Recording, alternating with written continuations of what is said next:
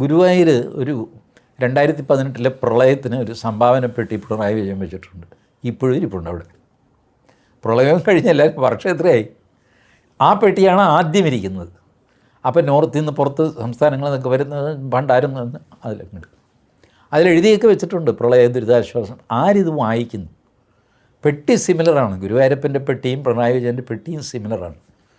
നടന്നു വരുമ്പോൾ നമ്മൾ നടപ്പത്തിൽ ആദ്യം കാണുന്നത് പിണറായി വിജയൻ്റെ പെട്ടിയാണ്. അത് ഇച്ചിരി വലുതാണ്. ഗുരുവായൂരപ്പൻ്റെ സ്വല്പം ചെറുതാണ്. അതിന് കാശ് കിട്ടുന്നത് ആയിക്കോട്ടെ. പിണറായി വിജയൻ പറയും, എടാ സാറേ ഇത്തവണ 15,000 രൂപയേ ഉള്ളൂ, ഉണ്ടെങ്കിൽ അത് ചായ കുടിക്കാനായല്ലോ, നീ എടുത്തോ. ഈ പരിപാടി വേറെ ഏതെങ്കിലും സ്ഥലത്ത് നടക്കുമോ? നടക്കുന്നുണ്ടാവാം ഒരുപക്ഷെ. ബട്ട് കേരളത്തിൽ നടക്കുന്ന വലിയ അന്യായം അക്രമമാണ്. ഉടനെ ഒന്നും തീരാനും പോകുന്നില്ല.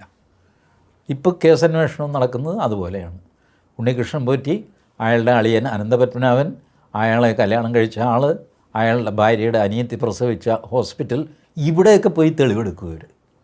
ഈ ദേവസ്വം ബോർഡിലെ മുൻ ഉദ്യോഗസ്ഥന്മാരെ പിടിച്ച് തൊടുകില്ല.